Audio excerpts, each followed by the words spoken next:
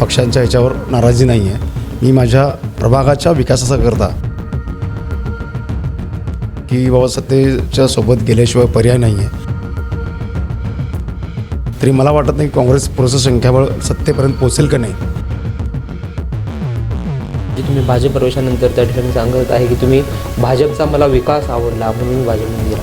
मग काँग्रेसचे तुम्ही नगरसेवक होता, त्यांच्या काळात काही विकास झाला नाही का? धर्मा भोसलेंना हे आवडलं असतं का भाजपमध्ये जाणं? राजकारण आजचं कालचं राजकारण आज राहत नसतं, आजचं राजकारण उद्या राहत नसतं. त्यामुळे मी तत्कालीन परिस्थितीला स्मरून हा निर्णय घेतला की प्रॉक 15मध्ये इच्छुक आहेच ना.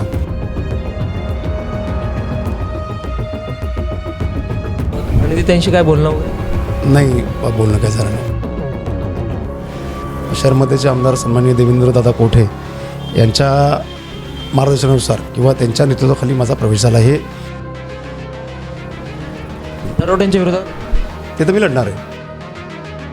पहा, काँग्रेस पक्षाला धक्का देत भारतीय जनता पार्टीत गेलेले विनोद भोसले यांची एक्सक्लुझिव्ह मुलाखत आज रात्री 9 वाजता फक्त लोकप्रधान न्यूज चॅनलवर.